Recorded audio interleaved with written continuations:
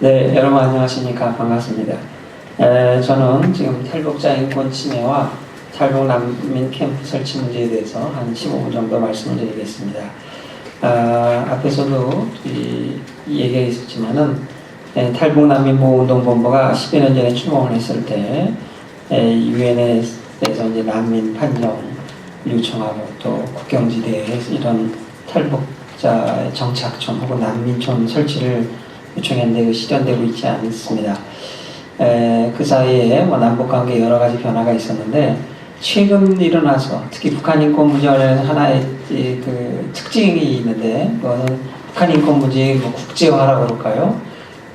유엔 기구에 호소를 하고 북한 내 당국의 어떤 그 완고한 태도를 변화시키고 어떤 인권 문제 해결 진전을 모색하는 그런 노력들이 나타나고 있습니다. 아시다시피 신숙자 모녀 관련해 갖고 금년 5월 초에 유엔 인권 이사회 산하에 임의구금 실무그룹이라는 것인데 거기에서 이제 이 결정문을 냈고 또 북한에 대해서 여러 가지 태도 변화와 또 여러 가지 행동을 촉구했는데 그 외에도 지금 언론에 많이 알려져 있지 않지만 납북자라든가 이런 그 가족들 또 탈북자 일부 3명이 정치범수용이 수감되어 있다든가 뭐 여러 가지 강제 실종이라고 하는 그 범죄 인권 침해가 있는데 거기에 또 진정서를 제출해 놓은 상태입니다. 그래서 이런 이 탈북자 문제가 지금 아주 중대하고 심각한 국제적 인권 문제면서 또 미해결의 상태로 계속 가고 있는데 이제는 중국의 선처에만 호소할 수 없고 또 주요한 외교만으로 해결이 되고 있지 않기 때문에 유엔의 협조와 지원이 아주 절실한 분야로 대두되고 있고 또 지금 우리 사회자께서 말씀하셨는데 세계 각지에 지금 700여 곳의 난민 캠프가 있는데 유독 이 탈북자에 대해서는 UNHCR이라는 유엔 난민기구가 유엔이 아무런 활동도 하고 있지 못하다.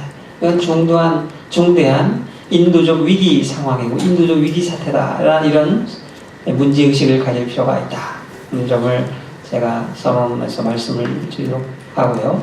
아시다시피 중국은 이 탈북자 문제를 어떻게 보냐. 난민이라고 보지 않죠. 중국 땅에는 한 명의 난민도 없다고 합니다, 지금. 그런데 이들에 대해서 탈북자들에 대해서 중국은 불법 월경자다. illegal border crossers다. 크로싱이라는 영어 보셨죠? 크로스. 국경을 넘어가는 게 크로서다 이런 표현을 쓰고 있어요. 그 다음에 또 혹은 경제적인 이유에서 일시 월경한 경제적 이주민이다. economic migrants다. 이런 표현을 쓰고 있다는 거죠. 난민이 아니라고 그러는데 이 중국도 이 난민협약에 가입을 했습니다. 난민협약에 가입을 하면은 난민 판정 기구를 국내적으로 설치를 하고 절차를 개시를 해야 되는데 탈북자에 대해서 어떤 기관에 출두를 해가지고 자기 주장도 하고 변론도 할 기회도 주고 이런 걸 잘 하지 않는다 이거죠. 이거 자체가 난민협약의 중대한 위반을 구성하는 겁니다. 뿐만 아니라 난민협약에 여러 규정들이 있고 많은 보호 대우가 있지만 난민협약 제33조 1항에서는 최소한의 인권 보호를 위해서 뭐냐면은 이 강제 송환 금지의 원칙이라고 하는 것을 규정하고 있습니다. 강제 송환 금지. 그래서 난민이 송환됐을 때 그 5가지 사유인데 그것 자세하게 설명하지 않겠고 하여간 박해를 받을 우려가 있는 그런 나라에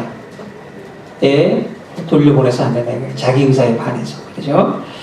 그런데 지금 중국은 이 탈북자들을 보내면은 대부분 아주 한국인 선교사라든가 또 내지에서 탈북을 해서 오랜 기간 중국이나 어디에 있었다면 이건 정치보험 수용소나 혹은 교화소 이런 데에 가서 아주 가혹한 처벌을 받고 이 변경 지역에서 아주 일시적으로 탈출한 사람은 조금 관대한 처분을 하는 걸로 되어 있어요. 그러나 어쨌든 적지 않은 사람들이 이 탈북에 의해서 피해를 받고 있고 처벌을 받고 이건 박해를 받을 가능성이 높은 것이죠. 그래서 탈북자들의 극히 일부는 난민협약의 난민이 해당될 수도 있고 또 그렇지 않고 경제적 이유에 탈출하더라도 돌아가면 박해를 받고 처벌받을 위험이 있기 때문에 소위 난민 유사 상황에 있다고 이렇게 말합니다. 레퓨지 라이크 시츄에이션이라고 하는데 이런 그 사람들에 대해서는 유엔의 도움의 손길, 구호의 손길이 요구가 되는 거죠. 그래서 세계 각지에서는 이들을 보호하는 캠프나 수용소를 설치를 하고 있다는 것을 참고로 말씀을 드리고 또 이제 그 난민협약 말고 또 이제 중대한 그 국제인권법을 위반하는 게 뭐냐면 고문방지협약이라고 하는 겁니다. 고문방지협약 요새 뭐 김용환 씨 사건으로 또 많이 알려지는데 이 고문방지협약은 84년에 채택이 됐는데 여기도 중국이 가입을 했어요. 여기에는 뭐냐 그 추방 여기도 역시 그 송환이나 또는 추방됐을 때에 고문받을 위험이 있다고 믿을 만한 상당한 근거가 있는 경우에 돌려보내서 안 한다 이거죠. 근데 지금 중국이 이들을 돌려보내는데 여기 고문받을 위험 소지가 매우 크잖아요. 요새 뭐 동영상도 인터넷에 많이 들어오고 탈북자들이 고문받고 매맞고 말이죠. 발길을 차이고 하는 일들이 많잖아요. 근데 중국 그런데 이제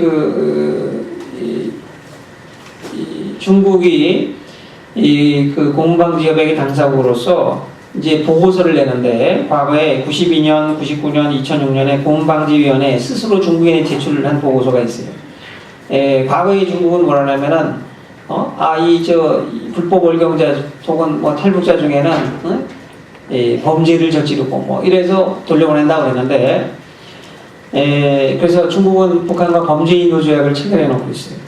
범죄인후 조약에 의해서 중국이 탈북자를 북한에 돌려보내는 의무, 북중 양자 간의 의무고 또 이 고문방지협약에 의해서 고문받을 나라로 돌려보내서는 안 돼요. 위험이 있는 나라로 돌려보내는 이 의무가 서로 상충할 때 어느 게 우선하냐? 중국 스스로도 뭐냐? 고문방지협약 제3조의 강제송환 금지 원칙은 중국의 양제조약상의 인도 송환 의무에 우선한다고 했어요. 자기들이 스스로. 그런데 거기에 국제기관에다가 제출한 그 문건에서 그렇게 얘기해놓고 그것에 반대되는 저촉되는 행동을 하고 있다는 거죠. 그 말고도 뭐 여러 가지 뭐 인신매매 착취라든가 이것을 방지하고 해야 될 의무가인데 그걸 오히려 방치하고 내버려두고 있고 또 무국적 아동 탈북자들이 중국에 가서 말이죠. 여성들이 호구를 얻지 못하고 우리말로 주민등록도 하지 못하고 탈북 여성들이 중국 남자와 결혼해도 자기 신분을 증명할 아무 문건이 없으면 중국 국적을 취득하는 것도 아니고 그 사이에 난 아이는 무국적자가 되는 것이죠. 이 아이가 학교에 갈 수도 없고 말이죠. 이런 비인도적 인권 침해 사태가 발생하고 있습니다. 그래서 지금 탈북 여성에게 대해서 국적을 주고 그 자녀에게 국적을 허용해서 학교 교육도 받게 하고 뭐 이렇게 하면 상당 부분 탈북자 문제에 상당 부분이 해결될 수 있는 부분이 있어요. 전문은 아니지만 그것도 안 하고 있다. 여러분 아이들 중국이 어떤 나라입니까? 요새 뭐 G20 유엔 안전보장이 3위 이사국지 가질 뿐만 아니라 G20 또 유엔 인권이사회라고 47개 이사국으로 구성되어 있고 3, 6, 9월 달에 3월 달, 6월 달 그 다음 달에 또 열리게 되어 있는데 뭐 인권이사회 이사국이면서도 인권을 그렇게 보호하지 않고 침해하는 나라가 어떻게 인권이사회 이사국이 될 수 있겠습니까? 이런 문제를 자꾸 제기를 해야 된다는 것이죠. 제가 말이 좀 서론이 길어졌는데 우리의 본론이 이제 탈북자 보호를 위해서 캠프가 필요한데 왜?